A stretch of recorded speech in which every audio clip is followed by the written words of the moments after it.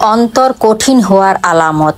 এক, আল্লাহর আনুগত্য ও ভালো কাজে অলসতা। মানুষের অন্তর কঠিন হলে ইবাদতে অলসতা চলে আসবে। সালাত পড়বে কিন্তু অন্তরে আল্লাহর ভয় থাকবে না। সালাতে নফল ও সুন্নাত আদায়ের পরিমাণ কমে যাবে। মুনাফিকদের চরিত্র প্রসঙ্গে আল্লাহ বলেন, তারা সালাতে আসে অলসতার সাথে আর ব্যয় করে সংকুচিত মনে।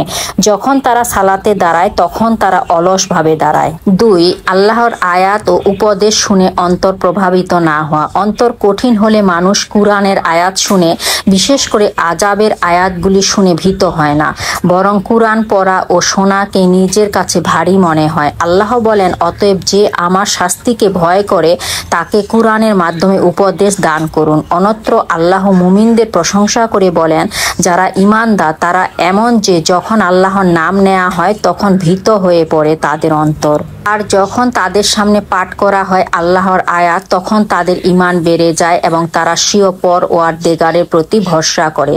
তিন, দুনিয়াতে আল্লাহর আযাব গজব ও মানুষের মৃত্যু দেখে অন্তর ভীত হয় না। মানুষ সাধারণত আযাব গজব ও নিকটজনের মৃত্যু দেখলে ভীত হয়, কিন্তু কেউ যদি ভীত না হয়, ভালো আমল না করে, খারাপ আমল ছেড়ে না দেয়, তাহলে বুঝতে হবে তার অন্তর কঠিন হয়ে গেছে। আল্লাহ বলেন, তারা কি লক্ষ্য করে না প্রতি বছর তারা 2-1 বার বিপর্যস্ত হচ্ছে, অথচ তারা এরপরও তওবা করে না কিংবা উপদেশ গ্রহণ করে না। 4, দুনিয়ার প্রতি ভালোবাসা বৃদ্ধি পাওয়া ও আখিরাতকে ভুলে যাওয়া। মুমিনদের আসল বাসস্থান হলো জান্নাত, দুনিয়া হলো আখিরাতের শস্যক্ষেত্র। যদি কেউ আখিরাতের কথা ভুলে দুনিয়া অর্জনের পিছনে লেগে থাকে তাহলে বুঝতে হবে তার অন্তর কঠিন হয়ে গেছে। 5, আল্লাহকে সম্মান করা কমে যাওয়া। আল্লাহকে সম্মান না করার অর্থ হলো আল্লাহর আদেশ নিষেধকে মান্য না করা। সুতরাং কেউ আল্লাহর আদেশকে মান্য না করে নিষেধগুলিতে ডুবে থাকলে বুঝতে হবে লোকটির অন্তর কঠিন হয়ে গেছে।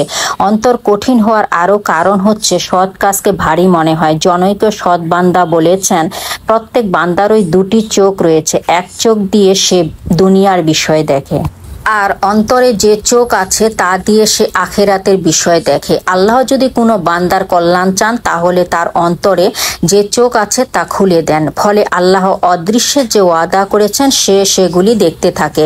আর আল্লাহ যদি অন্য কিছু ইচ্ছা করেন তাহলে তার অবস্থায় তাকে ছেড়ে দেন। তারপর এই আয়াতটি পাঠ করেন, তাদের অন্তরকে তালাবদ্ধ করা হয়েছে। মৃত্যু ও আখিরাতের চিন্তা মানুষের অন্তরকে নরম রাখে। কেউ মৃত্যুর কথা ও আখিরাতে জবাবদিহিতার কথা ভুলে গেলে তার অন্তর কঠিন হয়ে যায়। অন্তর কঠিন হওয়া থেকে পরিত্রাণ পাওয়ার প্রথম ও প্রধান উপায় হলো আল্লাহর রহমত, ক্ষমা, শাস্তি ও মর্যাদা জানার মাধ্যমে অন্তর নরম করার চেষ্টা করা এবং আল্লাহর নিকট আত্মসমর্পণের জন্য ছুটে আসা। কুরআন তেলাওয়াত করা ও এর অর্থ বুঝে আমল করার মাধ্যমে অন্তর নরম হয়। কুরআনের অর্থ বুঝবেন এবং কেন নাজিল হয়েছে সেটা বোঝার চেষ্টা করবেন এবং প্রত্যেক আয়াত হতে আপনার জন্য প্রয়োজনীয় অংশ গ্রহণ করে তা আপনার অন্তরের বেধির উপর প্রয়োগ করবেন। তা যদি আপনার অসুস্থ অন্তরের উপর প্রয়োগ করেন তাহলে আল্লাহর ইচ্ছায় আরোগ্য লাভ করবেন। যাদের অন্তর আল্লাহর নাম স্মরণ করা হলে ভীত হয় এবং যারা তাদের বিপদ আপদে ধৈর্য ধারণ করে। আমিন।